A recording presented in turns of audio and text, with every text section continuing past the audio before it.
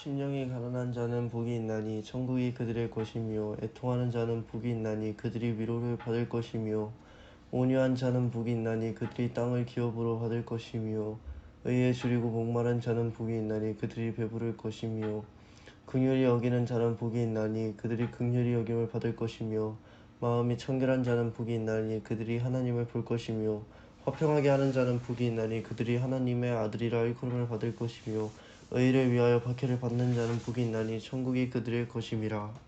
아멘. 예. 저번 주에도 하나 빼먹어서 지금 했었는데, 우리 8월 7일 날, 주일 날이죠. 8월 7일 날은 우리 또 조창현 목사님께서 오셔서 우리 주일 예배를 인도해 주십니다. 또 정말 또 전도로 삼는 또 저희 가족들도 이렇게 초청했습니다. 초청해서 같이 오시게 됩니다. 우리 성도님들 함께 또 은혜의 시간이 될 수 있도록 함께 기도해 주시면 감사드리겠습니다. 예, 옆에 사람에게 한번 인사하겠습니다. 복이 있으라. 빛이 있으라. 예, 좀 생소할 수 있습니다. 생소할 수 있는데 성도의 비는 축복은 그대로 임합니다. 예, 이것이 하나님의 자녀들에게 주신 거룩한 특권이라고 하는 것입니다. 그래서 성도들은 모두 어떤 사람을 만날지라도 그 사람을 축복할 수 있는 특권이 있어요. 정말 그러한 능력이 그 안에 있습니다. 또 그 반대로 그 사람을 저주하고 하면은 그것이 그대로 그 사람에게 갑니다. 그렇기 때문에 우리에게서는 웬만한 것이 아니라 우리의 입술에서는 축복과 은혜와 감사가 늘 넘쳐나야 우리 삶 가운데, 우리 주위에 있는 모든 일들 가운데 그러한 열매로 드러날 줄 믿습니다. 예, 복이 있으라. 예, 선포죠. 빛이 있으라. 빛이 있으라 참 생소한 말씀 같습니다. 그런데 구약의 하나님 첫 음성이 빛이 있으라 창세기 1장에 나오고 있습니다. 신약에 와서 예수님께서 첫 음성이 있었는데 우리나라 복이 있으라 이렇게 하나님께서 이 말씀에 선포해 주셨습니다. 히브리어로 마카리오스 이렇게 이야기합니다. 복이 있을지어다 이렇게 우리에게 축복을 해주셨습니다. 많은 사람들이 혼돈과 혼란의 시대를 살고 있을 때 우리는 정말 다시 일어나야 되고 다시 세워져야 되고 다시 부흥을 갈망하며 이제까지 우리는 처음 시작할 때부터 지금까지 부흥을 위해서 달려왔습니다. 많은 사람들이 아니라고 많은 사람들이 뒤로 물러날 때 우리는 그렇지 아니하고 더 기도하고 더 예배에 집중하고 기도에 집중하고 하나님께서 우리에게 맡겨주신 사역을 끊임없이 우리가 감당하며 여태까지 걸어왔습니다. 달려왔습니다. 하나님은 우리를 높은 성로에 세우시고 정말 우리가 살고 있는 우리나라를 중보하게 하여 주시고 또 우리에게 맡겨진 귀한 사역들을 그 일을 위해서 전심으로 달려가게 하여 주시고 우리에게 또한 가장 중요한 우리에게 교회를 맡겨주셔서 우리 교회를 잘 섬겨서 하나님 앞에 영광 돌릴 수 있도록 정말 하나님의 사람 하나님의 축복의 사람임을 이 교회의 공동체를 통해서 하나님께서 우리에게 정말 축복과 은혜를 베풀어 주셨습니다. 예, 시대는 아직도 암울하지만 오늘 팔복을 통해서 하나님이 준비하신 복을 정말 소유하는 시간이 될 수 있도록 예수님의 이름으로 축복합니다. 바울이 했던 기도처럼 지식에 넘치는 그리스도의 사랑을 알아. 하나님의 넓이와 길이와 높이의 은혜를 정말 간절히 원하고 바라라, 소망하라 이렇게 이야기합니다. 여기서 중요한 것이 있어요. 지식에 넘치는 그리스도의 사랑. 이 뜻은 뭐냐면 지식으로는 하나님을 알 수가 없다. 이것을 결정내요. 지식에 넘치는 하나님의 은혜. 지식에 넘치는 하나님의 은혜가 있어야 하나님의 만날 수 있고 하나님의 그 은혜와 축복을 받을 수 있다는 것이죠. 오늘 그러므로 우리 예배는 참 중요하고 복된 시간이에요. 하나님께서 우리를 불러놓으시고 뭐를 제일 많이 주시고자 하려고 하냐면 복을 주시려고 하는 거예요. 정말 무엇보다도 우리 인간으로 만들었을 때에는 복이 가장 절실하고 형통하는 은혜가 가장 절실하다. 정말 하는 것을 하나님이 발견해 주시고 그를 통해서 예수님이 오시고 나서 제일 처음으로 하신 말씀이 너희들은 이렇게 복을 받아라 하고 말씀해 주신 것입니다. 인간이 동물과 다른 것은 인간은 여기에 머물지 않고 정말 머물지 않고 하나님께서 따로 공간을 만들어 놓으셨다는 거예요. 여기서 보면은 사람은 채워져야 채워지는 공간을 따로 만들어 놓았습니다. 밥을 먹어서 채워지는 공간이 있고 또 공부를 해서 채워지는 지식이 채워지는 그 공간이 있습니다. 그런데 사람은 그것뿐만이 아니라 다른 공간도 만들어 놓으셨어요. 그것이 영적 마음이라는 그런 공간을 만들어 놓으셔서 영혼이라는 그 공간을 만들어 놓으셔서 하나님의 말씀을 듣고 그 말씀을 담을 수 있는 그 공간을 만들어 놓으셨습니다. 머리는 공부하라고 하고 공부를 해서 채워야 하는 그 공간이고요. 정말 우리의 배는 밥을 먹어서 채워야 하는 공간입니다. 밥을 아무리 먹는다고 해서 머리가 채워지지 않습니다. 공부를 아무리 열심히 한다고 해서 배가 채워지지는 않습니다. 마찬가지로 사람의 마음이라고 하는 이 영혼이 다르게 채워지는 그러한 것이 있는데 그것은 바로 영적 공간이라 해서 하나님의 말씀을 채우라 하는 하나님께서 그 공간을 사람에게 두었다는 것입니다.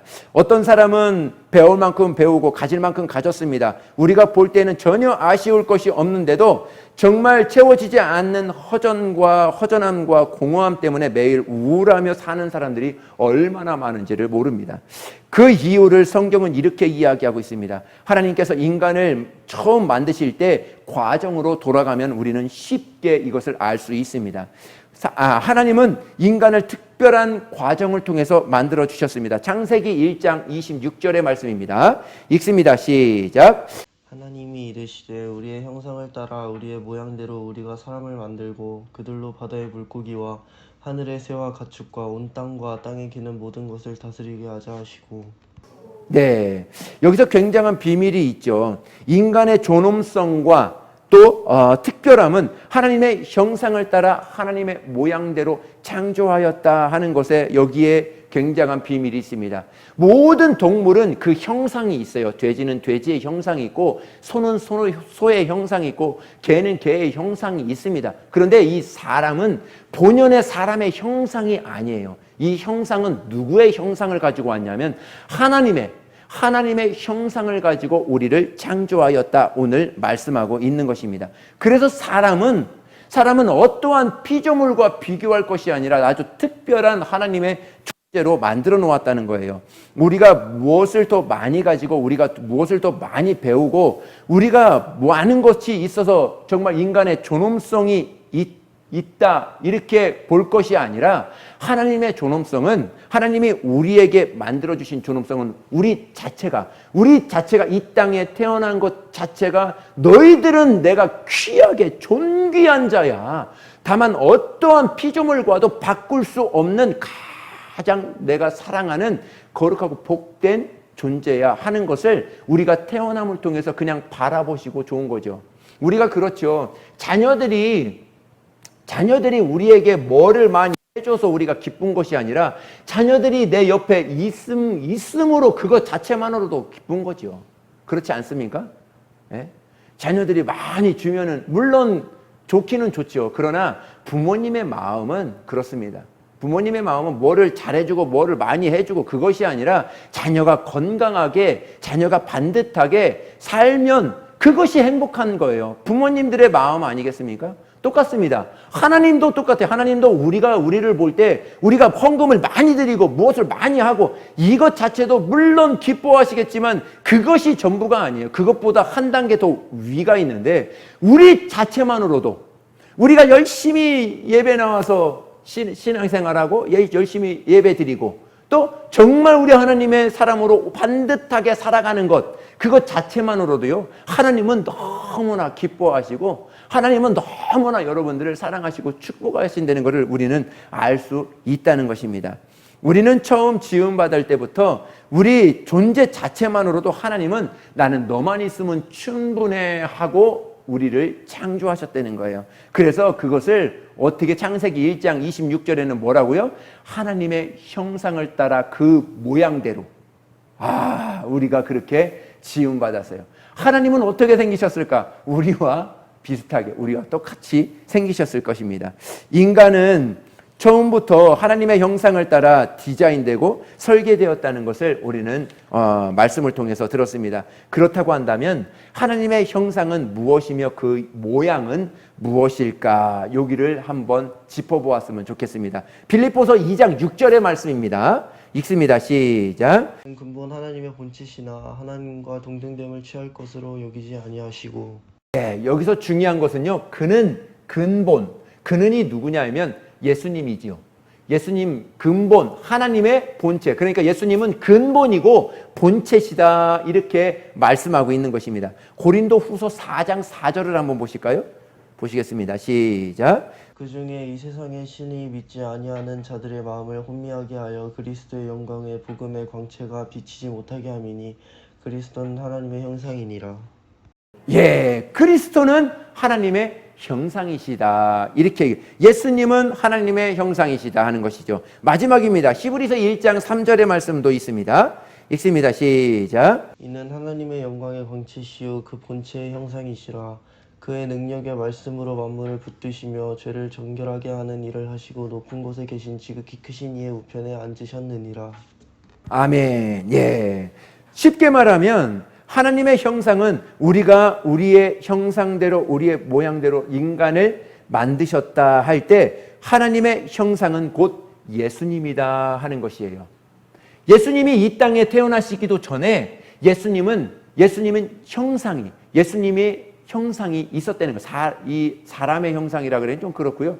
예수님의 형상이 있었다는 거예요. 그 형상대로 우리를 창조하셨다 이렇게 이야기합니다. 여기서 보면 우리라는 말이 있어요. 우리의 형상을 따라 우리의 모양대로 우리가 사람을 만들자. 이 우리는 바로 뭐냐면 성부, 성자, 성령님을 이야기하시는 거예요. 삼위 하나님을 말씀하고 있는 것이죠. 성부, 성자, 성령님 가운데 형상을 가지신 분 성자 예수님을 말씀하고 있는 것입니다.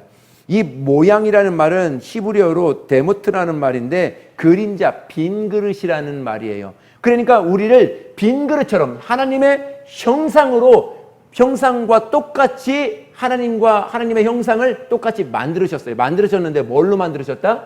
빈 그릇으로. 그냥 모양만 만들으셨다. 이렇게 이야기하는 것입니다. 우리가 우리의 형상을 따라 우리의 모양을 사람을 만들자 이렇게 이야기했습니다. 하나님께서 인간을 만드실 때 어떤 특별한 과정을 가지고 하나님을 만드실 때 그렇게 만드신 거예요. 우리의 모양대로 우리의 형상을 따라 사람을 만들자 이렇게 만드셨죠.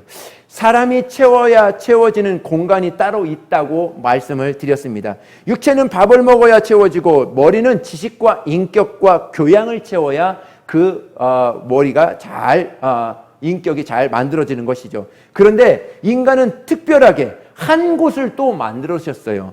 한 곳을 또 만들으셨는데 창세기 2장 7절에 보니까 그 코에 생기를 불어넣으셨다. 사람의 형상의 모양대로 딱 만들어 놓고 끝난 것이 아니라 그 코에 그 사람의 그 빈 껍데기에 하나님의 생기를 불어넣어서 생명이 되게끔 하셨다. 그러니까 영적 존재, 하나님의 생기를 불어넣어서 이제는 영적 존재가 되게 하셨다. 이렇게 말씀하고 있습니다.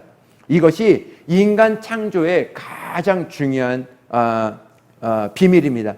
여러분, 성경의 주제는 모든 하나님의 역사의 기준은 예수님이죠. 구약의 성경의 주제는 뭘까? 오실 예수님. 예수님이 어떤 모습으로 오실 것이다 하고 구약 성경의 수많은 선지자들의 예언과 외침 가운데 정말 예수님 이 하나님의 아들이 이러한 모습으로 오실 것이다 하는 것을 말씀하고 있어요. 율법, 모든 절기, 모든 제사는 누구에 집중되어 있다? 오실 예수님에게 다 집중되어 있습니다. 신약은 어떻을까? 신약의 주제 또한 예수님입니다. 예수님이 오셨다. 그리고 부활하셨다. 그리고 그 예수님이 다시 오실 것이다 하는 것을 말씀하고 있습니다. 그래서 바울은 이렇게 선포합니다. 고린도 후서 13장 5절의 말씀입니다. 읽습니다. 시작. 너희는 믿음 안에 있는가? 너희 자신을 시험하고 너희 자신을 확증하라. 예수 그리스도께서 너희 안에 계신 줄을 너희가 스스로 알지 못하느냐? 그렇지 않으면 너희는 버림받은 자리라. 아멘. 예. 그래서 제일 처음에 다시 짧게 이렇게 말씀드리면, 쉽게 말씀드리면, 하나님께서 인간을 만드실 때 자기의 형상과 자기의 모양대로 껍데기만 이렇게 만들어 놓으셨어요. 그리고 창세기 2장 7장에 그 코에 생기를 불어넣으시니 생명, 이제 사람, 영적, 실질적으로 영원한 영적 존재로 만들어 놓으셨어요. 그리고 그것을 그 안에, 이 바울을 통해서 뭐라고 말씀하냐면, 그 안에 하나님의 형상으로 오신 예수님이 그 안에 있는 자를, 그 자를 하나님은 찾고자 하는 거예요. 우리 요 말씀을 약간 이렇게 이제 그렇게 집중했으면 좋겠습니다.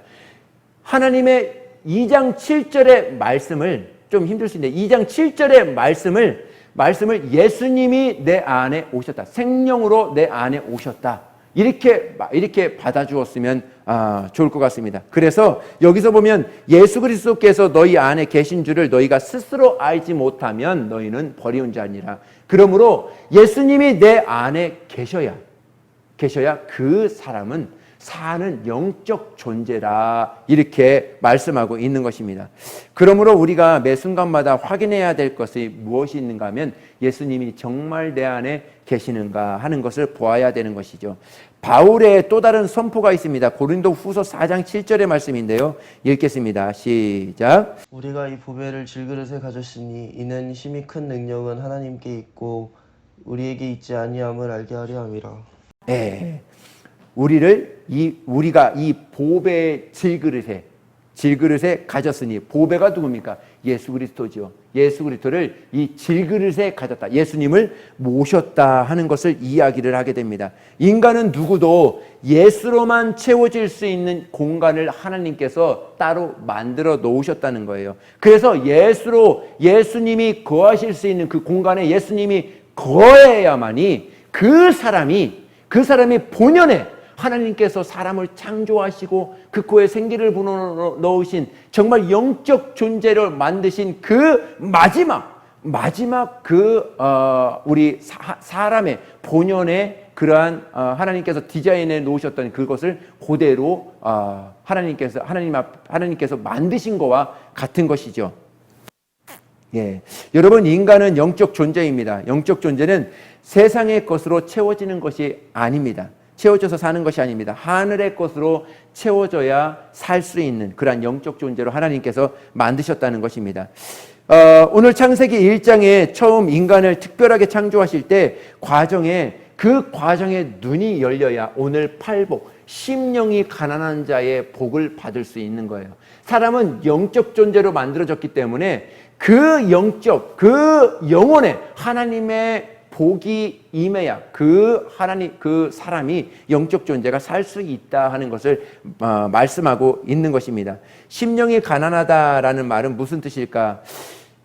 정말 왜 슬퍼하고 통곡하는 자가 왜 복을 받아야 되는지, 복을 받을 수 있는지 그것을 알 수 있다는 것이죠. 하나님께서 흙으로 사람의 육체를 지으시고 정말 이것으로 끝나는 것이 아니라 우리는 짐승과 구별된 거룩한 존재로 만드신 이유가 있습니다.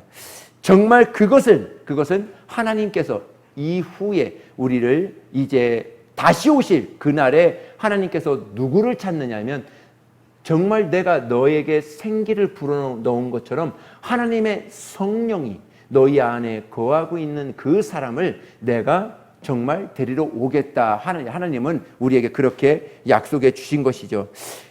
그런 하나님의 비밀을 예수님이 첫 번째 선포하셨는데, 하나님이 인간의 모습으로 이 땅에 오셔서 첫 번째 선포하신 말씀, 심령이 가난한 자는 복이 있다, 우리에게 이렇게 말씀해 주셨습니다. 누가 심령이 가난한 자인가? 어떤 사람이 심령이 가난한 자라고 부르고 있는가? 우리 한번 보겠습니다. 사람은 눈에 보이는 육체만이 아니라 보이지 않는 영혼이 있다는 것을 아는 자가 심령이 가난한 자라 하는 것이죠. 두 번째입니다. 육체는 정말 내 영혼이 입고 있는 옷과 같아서 흘러가는 세월에 정말 언젠가는 흙으로 돌아가지만 내 영혼은 하나님께로 돌아간다는 사실을 아는 사람, 이것을 갈망하는 사람을 심령이 가난한 사람이라 하는 것입니다. 육체는 정말 잘 살아야 100년 남짓 살지만 우리 영혼은 영원히 사는 영적 존재라는 그 사실을 아는 사람이 심령이 가난한 사람이라 하는 것이죠. 육신은 먹고 마시고 입는 것이 필요하지만 내 영혼은 예수가 필요하다는 사실을 알고 그 앞에 나아가 가난함을 드러내는 사람, 이 사람이 심령이 정말 가난한 사람입니다. 내 육체가 목말라 하고 내 육체가 행복하고 싶은 욕구가 있는 것처럼 내 영혼도 목말라 하고 내 영혼도 행복하고 싶은 욕구가 있는 사람, 이 사람이 심령이 가난한 자라 하는 것입니다. 여러분, 심령이 가난한 자는 복이 있다 하면서 자기 영혼의 허기짐을 느끼는 거예요. 심령이 가난한 사람은 내 영혼의 허기짐, 내 영혼의 하나님의 말씀으로 채워야 되겠다는 그 허기짐이 있는 사람이 진짜 심령이 가난한 사람이죠. 전에는 눈에 보이는, 손에 잡히는 것이 전부인 줄 알았어요.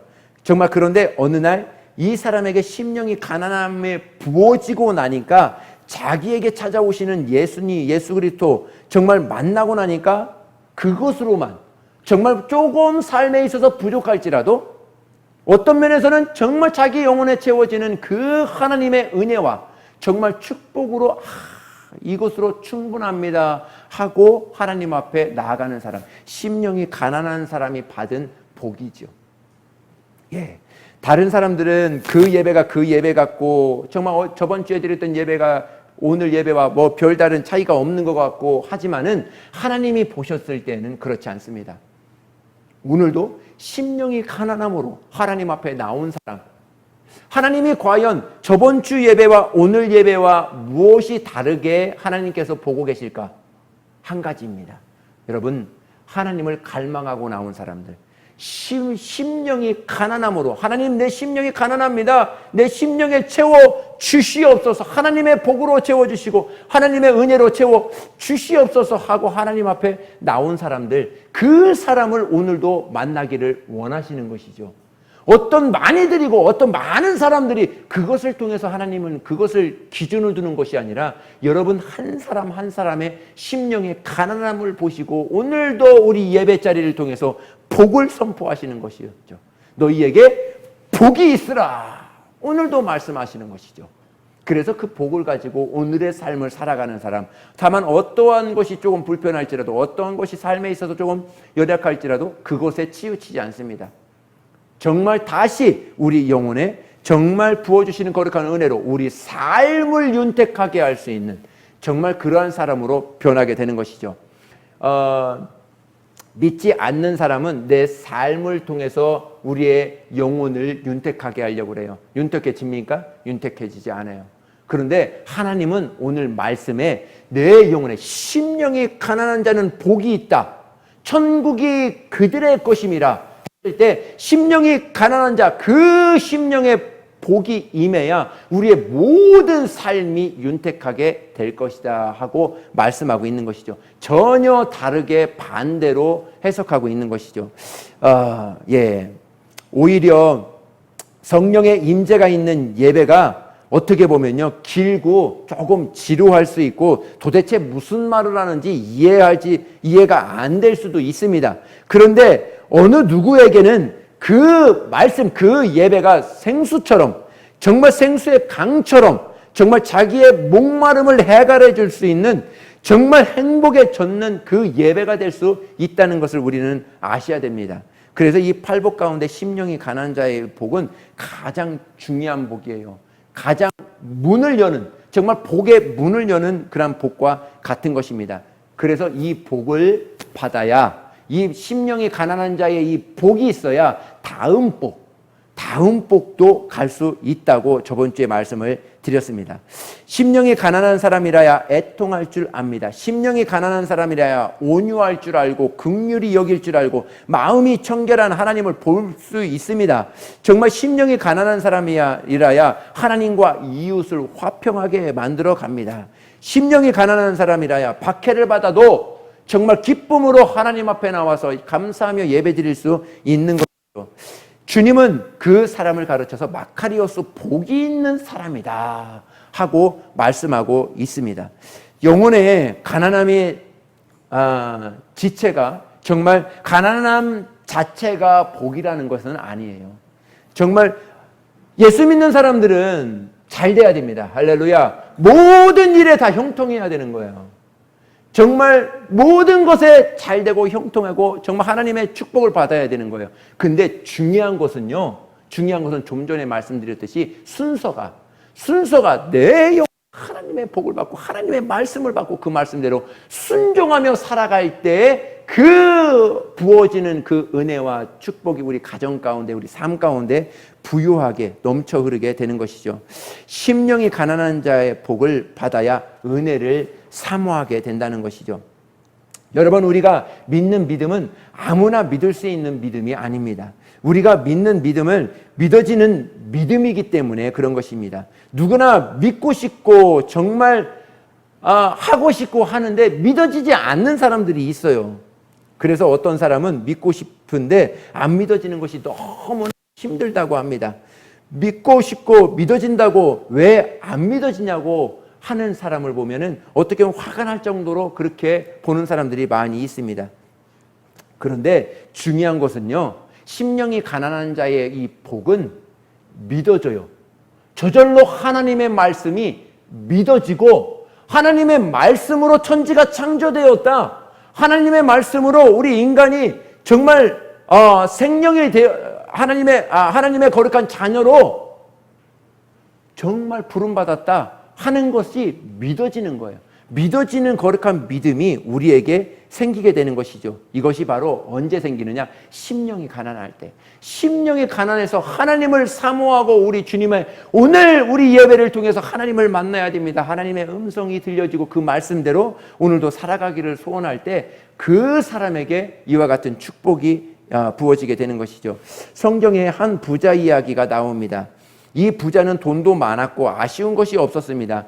풍성한 재물과 아쉬운 것이 없는 정말 재물은 자기 영혼의 메마름과 정말 목마름을 느낄 수 없도록 마비시키고 말았습니다.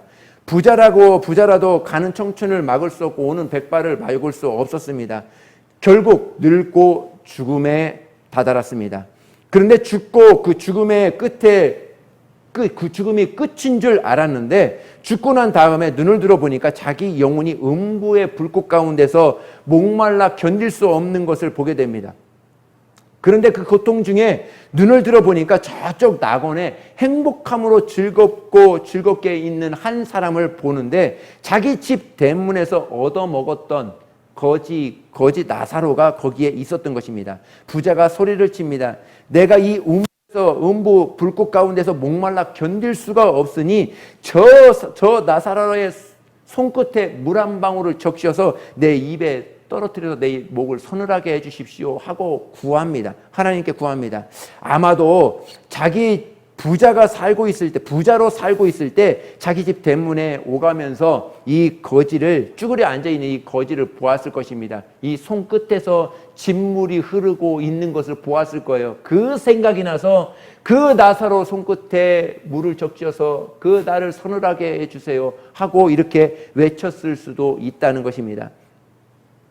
그것이라도 내게 한 모금에 정말 자비가 있었으면 좋겠다 하고 구하였지만 하나님은 그 자비에도 응답을 해주지 않습니다. 어리석은 사람이다. 성경은 이를 어리석은 사람이라 이렇게 이야기합니다. 여러분, 심령이 가난한 자가 천국을 얻습니다. 정말 그 자는 자기 영혼에 부요하게 할 예수님을 갈망하기 때문에 그런 것이죠. 여러분, 코로나가 처음 예배를 드릴 수 없게 했을 때 우리 마음은 어떻습니까? 어떻습니까? 우리가 얼마나 예배 자리를 갈망하고 사모했습니까? 예배당 안에 들어가지 못해도 정말 저 멀리서 예배당만 바라보고 가는 것. 어떤 사람은 그러더라고요. 예배당에 그 코로나가 집중되어서 예배를 드릴 수 없으니까 그냥 교회라도 가고 싶어서, 교회 앞마당이라도 밟고 싶어서, 그 안에 들어가지 못할지라도 차를 가지고 와서 그냥 바라보고 기도하고 정말 차에서 내려 앞마당 밟고 가는 사람이 수없이 많았다고 합니다. 그렇게 정말 예배가 중요하고 예배 드리지 못하는 것에 가슴을 치면서 그렇게 나아가고 있었는데, 어느 한 순간에 이제 한 주일 지나고 두 주일 지나고 한 달 지나고 두 달 지나고 1년이 가고 그러다 보니까 이것이 우리에게는 정말 습관처럼 이제는 교회 안 가고 이 인터넷으로 또 줌으로 이렇게 예배드리는 그러한 것이 습관처럼 되어져 버린 것이 너무나 안타까웠던 것이죠. 제가 청년 때 어린이 대공원, 서울의 어린이 대공원 후문에서 살았어요. 후문에서 거기서 살다가 우리 사업자 교회가 이제 그 구리시 교문동에 있었어요. 구리시 교문동에 있었는데 거기를 이제 매일과 같이 출퇴근을 이렇게 합니다. 근데 은혜를 받았어요. 예수를 처음 믿고 은혜를 받았어요. 그래서 새벽 기도를 해야 되겠다 했는데 거기에 어린이 대공원에서 거기까지 가려면 1시간 반 차 타고 가야 되니까 너무 먼 거죠. 너무 멀어서 그 앞에 큰 교회가 있어요. 지금도 생각나요. 계단을 그냥 축축축축축 타고 한 20개 타고 올라가야 큰 예배당이 그 안에 딱 있습니다. 그래서 저기서 예배 드리면 되겠다 해가지고 아침에 새벽에 일어나가지고 이제 갔는데 그땐 코로나도 아니죠. 몇십 년 전이니까. 아닌데 문을 닫고 안 열어주는 거야. 나 기도회로 왔다고. 기도회로 왔다고 그 경비실 아저씨한테 문 좀 열어달라니까 안 된다는 거예요. 문 열어줄 수가 없다는 거예요. 왜 안 되느냐? 예배 시간이 아니라는 거예요. 함부로 들어가서는 안 돼. 야, 교회도 그러냐? 그때 이제 초신자가 이제 상처를 받았죠. 시험에. 이것이 기회가, 내가 기도한다고 그랬는데, 예배한다고 그랬는데, 문을 안 열어줘? 마음이 너무 아팠어요. 그래서 그때 행동이 하나가 있는데, 그래? 그렇다. 그러면 그 계단에 쭉 올라가서 그 앞에서 홍콩 목사님하고 둘이 앉아가지고, 그때 통성 기도를, 예수야! 우리 맨날 그랬잖아요. 예수야! 예수야! 하면서 막 통성 기도를 한 2, 30분 한 것 같아요. 지금 생각으로는. 이 밑에 막 큰 도로니까 사람들이 이제 출근했느냐고 이제. 그 경비실 아저씨는 뭐 말리지도 않더라고요. 기도하고 그렇게 갔던 그러한 이제 생각이 이렇게 조금 났습니다. 그런 마음이 어느 순간에 지나고 이렇게 지나고 저렇게 지나고 이렇게 지나고 하다 세월이 흘러가다 보니까 그러한 간절함은 온데간도 없고 그냥 그러한 세월에 그러한 환경에 그러한 이렇게 예배를 드려야 돼, 이렇게 예배를 순서를 이렇게 드리고 이렇게 가져야 돼, 그러한 것에 마음이 그렇게 굳어져 버리지 않았나 하는 것이죠. 우리는 이것에 다시 한번 회복해야 됩니다. 다시 한번 우리는 정립해야 됩니다. 예배가 코로나 이후로 가면 안 됩니다. 이후로 가자는 것이 아니에요. 그러나 제가 원하는 것은, 말씀드리고자 하는 것은 하나님이 원하시는, 하나님께 나가는 그 간절함, 심령이 가난한 자가 받아야 될 그 복의 그 믿음의 예배는 어떻게 드려야 되느냐는 것이죠. 그러한 마음가짐과 그러한 간절함은 어떻게 가져야 되느냐 하는 것이죠. 과연 이렇게 정말 인터넷으로, 줌으로, 또 유튜브로 하나님 앞에 예배드리는 것이 과연 하나님이 보실 때 맞겠느냐. 이제는 보세요. 이제는 교회 가도 돼요. 안 그래요? 교회 가도 되잖아요. 그런데 사람들은 다 그것에 몸에 배어져 있어서 교회도 안 가요. 이제 교회 와야 교회 가서 예배를 드려야 됩니다. 그런데도 교회 가지 않죠. 우리의 삶이 그렇게 되면은 안 된다는 거예요. 정말 더 간절함으로 우리 주님의 오실 때가 더 가까웠으니 더 간절함으로 더 심령이 가난한 그런 마음으로 하나님 앞에 달려가야 되는 것이 우리의 믿음이 되지 않겠느냐 하는 것이죠.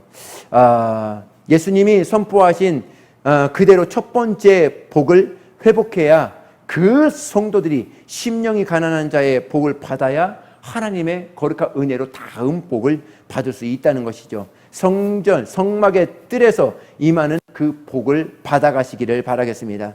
정말 십자가의 은혜를 경험하는 그러한 복이 바로 이 심령이 가난한 자의 복입니다. 우리가 어쩌다가 심령이 가난한 자의 복은 받았는데 흐르는 세월 속에서 기름이 생겨서 우리 심령에 기름이 생겨서 받은 은혜에 대한 감격도 기쁨도 잃어버리고 있다면 오늘 다시 회복해야 된다는 거예요. 오늘 다시 하나님 앞에 나에게 심령이 가난한 자의 복을 내려 주시옵소서. 천국 대문을 활짝 열을 수 있는 정말 예배다운 하나님께서 받으실 수 있는 그러한 예배다운 예배를 드릴 수 있는 하나님 아버지 심령이 가난한 자의 복을 내게 허락하여 주시옵소서 하고 기도하며 나아갈 때 오늘의 심령이 가난한 자의 그 복은 천국이 너희들의 것이다. 천국을 저와 여러분들에게 응답으로 주겠다. 이렇게 말씀하고 있는 것입니다. 사실 이 심령이 가난한 자의 복은 완성이 아니에요. 이것은 시작이고 출발에 불과합니다. 정말 심령이 가난한 복을 받고 자기 영혼이 얼마나 더럽고 얼마나 정말 무서운 심판을 받아야 되는 존재인지를 깨달아서 정말 얼마나 절망적인 존재인지를 깨닫고 다시 한번 하나님 앞에 은혜를 갈구하고 하나님 앞에 은혜의 자리로 나아가는 사람, 이 사람을 오늘도 구하고 있고 오늘도 우리 말씀을 통하여 너희도 이렇게 살아다오 하고 말씀하고 있는 것이죠. 그러므로 예배는 정말 하나님 앞에 드려지게 되는 것입니다. 정말 우리의 헌신은 하나님 앞에 드려지게 되는 것입니다. 우리의 모든 사역은 심령이 가난한 자에게 맡겨져서 그 너희들이 갖고 있는 그 천국을 그들에게도 전해줘라. 그들에게도 너의 천국을 나타내라. 성김을 통해서 주어라 하고 우리에게 말씀하고 있는 것이죠. 몇 분의 사람을 한번 말씀드리고 마치도록 하겠습니다. 누가복음 18장에 보니까 두 사람이 나오는데요. 한 사람은 의로운 사람이라 해서 자신을 드러내고 있습니다. 다른 사람을 정죄하고 비판하는 사람, 이 바리새인을 이야기합니다. 성경에 바리새파 이렇게 나오는데 이 바리새인 운동은 잘못된 것이 아니에요. 이들은 소돔과 고모라가 멸망을 받을 때 의인 10명이 없어서 그 도시가 망했습니다. 이 땅에 10명이 없어서 하나님의 긍휼이 정말 없어질까 봐 이들은 그것을 보고 우리가 의인 10명의 기준을 삼자. 그래서 이 땅에 하나님의 멸망이 멈출 수 있도록 우리가 하자 해서 만드는 것이 이 바리새파 운동이라는 것입니다.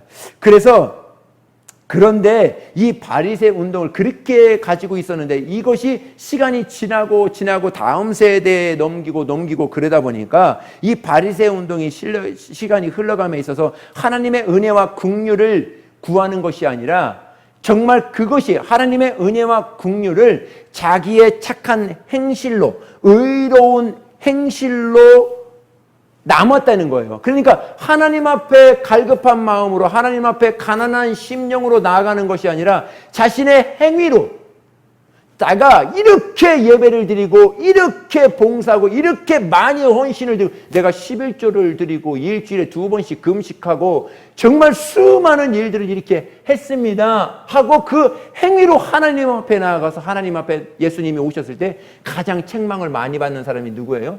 바리새인이거든요. 바리새인들이 그러니까 오해를 한 거죠. 자신의 의로움으로 자신의 삶이 이러면 하나님이 기뻐하시겠다 하지만 하나님은 그것을 원한 것이 아니라 심령이 가난한 사람을 하나님께서 원하신 거예요. 심령이 가난해서 하나님 없이는 살 수 없습니다. 하나님이 은혜를 구하고 하나님이 오실 그 길을 만드는 사람을 원했던 것이죠. 그래서 성전에 기도하던 바리새인들은 하나님의 은혜를 구하지 않고 하나님의 긍휼을 구하지도 않았습니다. 쥐꼬리만한 자기의 공로를 통해서 정말 하나님 앞에 사람들 앞에 자랑을 하게 됩니다. 천국은 인간의 정말 수고와 노력으로 들어가는 것이 아니고 하나님의 긍휼과 은혜로 들어가는 것이 바로 이 천국이라는 것을 이 바리새인들은 몰랐어요. 두 번째 죄인입니다. 두 번째 죄인은 뭐냐면 세리를 죄인이라고 그러는 거예요. 세리를 죄인이라고 하는데, 여러분 성경에서 죄인은 공식적으로 이 두 부류의 사람이 있는데, 남자를 죄인이라고 할 때는 세리가 죄인입니다.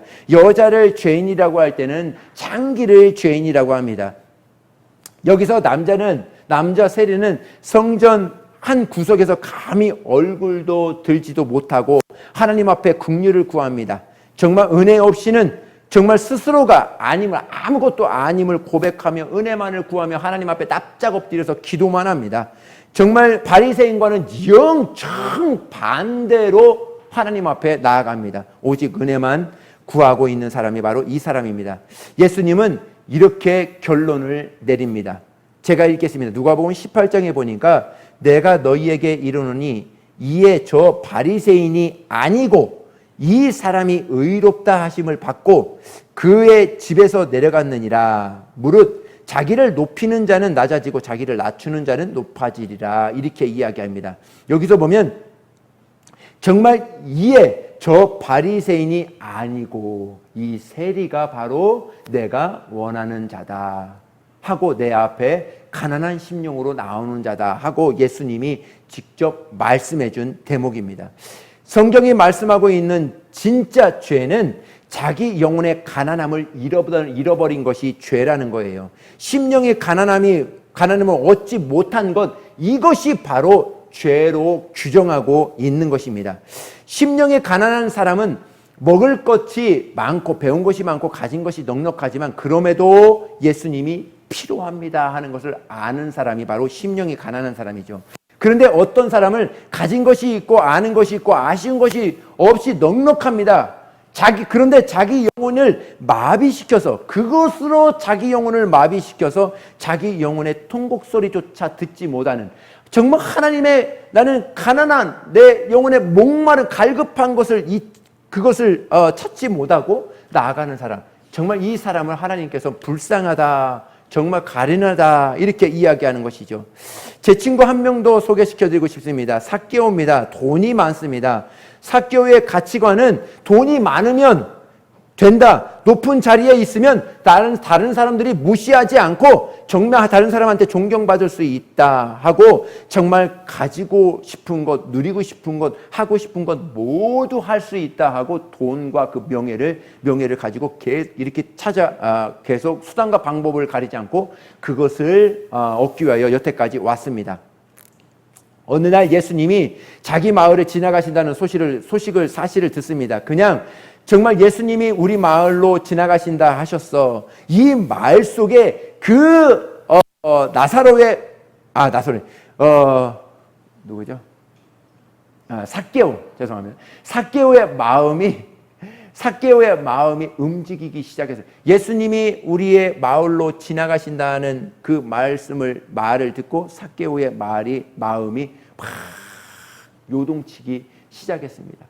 그래서 이 삭개오는 두말할 것 없이 막 예수님이 지나가시는 그 곳으로 달려갔습니다. 우리 여러분들 그 중동에 사는 사람들 보셨죠? 중동에 사는 사람들은 뛰지 않습니다. 왜 그러냐면 치마 원피스를 입고 있기 때문에 그래요. 남자들도 너무 덥기 때문에 속옷도 입지 않습니다. 그래서 뛰지 않습니다. 더 중요한 것은 더 하나가 있는데 높은 곳에 올라가지 않습니다. 하체가 다 보이기 때문에 높은 곳에 올라가지 않아요. 자기 치부를 드러내기 때문에. 근데 이 삭개오는 두 가지를 다 합니다. 자기 영혼의 갈급함이, 내가 여태까지 돈도 많이 벌고 수단과 방법을 가리지 않고 뭐든 다 해서 이렇게 다 가졌는데 내 마음을 채워줄 수 없어. 근데 예수님이 지나가신데 그 마음에 내 마음이 막 요동치니까 자기도 모르게 바지를 걷어 올리고 막 예수님이 있는 곳으로 뛰어갑니다. 삭개오의 콤플렉스가 뭐예요? 키가 작아요. 사람들이 인산인해 많아요. 볼 수 없습니다. 옆에 보니까 뽕나무가 있어요. 거기로 다시 올라갑니다. 올라가서 주님을 보게 되죠. 주님은 삭개오를 보고 그 자리로 오게 됩니다. 그래서 내가 너희 집에 유하여야 하겠다 하고 축복을 내려줍니다. 삭개오가 그 예수님을 모실 수 있는, 그 가정에 모실 수 있는, 그 마음에 모실 수 있는 그 비밀이 무엇이었을까? 가난함이죠. 정말 그 삭개오의 심령의 그 가난함이 하나님을 모실 수밖에, 예수님을 모실 수밖에 없는 그것으로 자기 육체를, 자기 몸을 그쪽으로 인도하게 하고 그 뽕나무 위에 올라가서 하나님의 복을 받는 그러한 주인공이 됩니다. 그 비밀은 가난함에, 심령의 가난함이 있었습니다. 베단이라고 하는 작은 마을에 한 여인이 있었습니다. 바리새인 시몬의 집에 초대받은 예수님을 보는 순간 그의 심령에 은혜가 임했습니다. 예수님이 앞으로 달려가서 그 발 앞에 엎드려 그 발에 입을 맞추고 눈물로 그 발을 적시면서 자기의 머리털을 풀고 그 예수님의 발을 닦습니다. 자기가 가진 정말 향유 옷값을 깨뜨려서 주님 발에 붓고 정말 주님의 발을 자기의 머리털로 닦습니다. 심령이 가난한 자가 할 수 있는 그러한 복입니다. 예수님이 십자가에 달리실 때 두 강도가 있었습니다. 한 강도는 소리칩니다. 내가 정말 구세주라고 한다면 십자가에서 내려와 봐라. 너도 내려오고 나도 한번 살려봐라. 정말 너도 하지 못하고 나도 내려오지 못하게 하는데 내가 무슨 구세주냐 하고 이렇게 저주합니다. 옆에 있던 강도가 이야기합니다. 그렇게 하지 마라. 우리는 우리의 죄 때문에 지금 십자가에 달렸지만 예수님은, 지금 옆에 계신 예수님은 그렇지 않다. 이분은 하나님의 아들이시다 하고 그분에게, 예수님에게, 이 강도는 예수님에게 한마디 더 합니다. 당신이 하늘나라에 갈 때 나를 기억하소서. 그래, 내가 너를 천국 낙원에 같이 가게 될 것이다. 예수님이 축복을 하게 됩니다. 가난한 자가 받아야 될 그 복을 그렇게 해서 받는 것입니다. 마지막입니다. 사랑하는 딸이 흉악한 귀신의 악한 영에 들렸습니다. 정말 악한 영에 들려서 이게 사람인지 귀신인지 모를 정도로 이렇게 합니다. 어머니 수르보니게 여인입니다. 정말 더 이상 물러갈 것도 없고 어떻게 구할 것도 없습니다. 어떻게 고칠 방법이 없습니다. 청첩병력 같은 주님의 음성이 들려옵니다. 주님께 정말 내 자녀를 고쳐주세요 했을 때 주님께서는 이렇게 이야기합니다. 자녀의 떡을 취하여 개들에게 줌이 마땅치 않다. 이렇게 아주 그냥 이야기를 합니다. 이 여인이 한 발 더 나아갑니다. 개들도 자녀의 상에서 떨어지는 부스러기를 먹습니다. 이렇게 이야기를 합니다. 부스러기의 은혜라도 줬사오니 하나님 나에게 그 은혜라도 줬사오니 그 부스러기 콩고물이라도 나에게 은혜를 베풀어 주시옵소서. 가난한 심령으로 하나님 앞에 구했더니 하나님이 그 영인을 축복해 줍니다. 딸아, 내 믿음이 너를 구원하였다. 이렇게 축복을 하게 됩니다. 여러분, 가난한 심령이 가진 자에게 구원의 선물을 우리 하나님께서 주십니다. 하나님의 눈은 정말 누구를 찾고 계실까? 심령이 가난하고 하나님 앞에 절실함으로 나오고자 하는 그 사람을 하나님은 지금도 찾고 있는 것입니다. 기도 중에 간구라는 기도가 있습니다. 이 사람의 기도는 기도 외에 더 이상 다음 어떤 것도 남겨두지 않고 다만 어떤 것도 해결할 수 없습니다. 오직 주님만이 답입니다. 최고의 마지막 수단으로 기도하는 것을 간구라고 합니다. 이 사람은 주셔도 되고 안 주셔도 되는 느긋함이 없습니다. 주님이 나의 마지막이고 내 인생의 마지막 기회인 줄 내가 알고 몸부림치며 부르짖는 기도, 그것을 간구라고 이렇게 이야기합니다.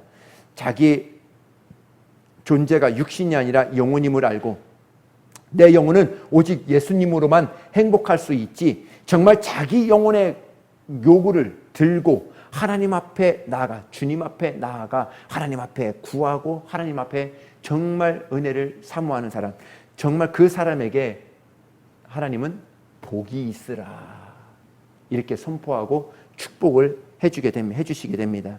자기 영혼의 가난함을 아는 사람은 예수님을 더 가지고 싶어서 더 알고 싶어 한다는 것입니다. 그 사람은 모든 것을 가지고도 아무것도 없는 자처럼 그렇게 살지요. 그 사람은 정말 자신의 자금을 알고 하나님의 크심을 압니다. 자신의 초라함을 알고 하나님의 주님의 부유하심을 알아요. 자신의 미련함을 알고 하나님의 지혜로움을 의지합니다. 자신의 낮아짐을 알고 하나님의 높음을 하나님 앞에 찬양하며 나아갑니다. 겸손함으로 하나님 앞에 나아가는 사람들입니다. 심령이 가난한 사람들의 가지고 있는 복입니다. 주님은 오늘 예배자리에서 하나 묻고 계십니다. 여러분들에게 묻고 있습니다. 너 누구니? 하고 우리 자신을 묻고 있습니다. 오늘 믿음, 소망, 사랑의 교회에 나온 우리 모든 성도들에게 하나님은 묻고 있습니다. 너 지금 어떤 사람이니? 너 지금 예수님을 가졌니? 그렇다면 예수님으로 충분하니? 하고 다시 한번 묻고 있는 것이죠. 세상보다 더 크신 예수님을 가지고도 아무것도 가지고 있지 않는 자처럼 살고 있지는 않니? 그렇다면 오늘 예수님을 모시고 정말 모실 수 있는 축복이 정말 저와 여러분들에게 있었으면 좋겠습니다. 돈 한 푼, 돈 몇 푼에 자기 사랑하는 스승을 팔아버렸던 가룟 유다. 심령이 가난한 자라면 정말 그렇지 않죠. 우리 삶에 있어서 어떤 면에 있어서 돈 몇 푼에 어떤 삶의 부를 통해서 내가 예수님을 팔고 있지는 않은지, 내가 주님을 팔고 있지는 않은지 그렇게 한번 생각해 보게 되었습니다. 오늘 여러분들에게 축복드리고 싶습니다. 심령이 가난한 자, 그 자가 천국을 갔습니다. 하나님 앞에 나올 때 그냥 나오는 것이 아니라 한 가지만 가지고 나오십시오. 하나님, 오늘 나를 만나 주시옵소서. 어떤 말씀이라도 그 말씀이 내 심령에 꽂혀서 내 일주일의 삶을 이렇게 살 수 있도록 도와주시옵소서. 그런 결단이 내게 있도록 하나님 도와주시옵소서. 그런 결단의 예배가 오늘 심령이 가난한 자에게 제일 큰 축복, 천국을 얻게 될 줄을 믿습니다. 기도합니다.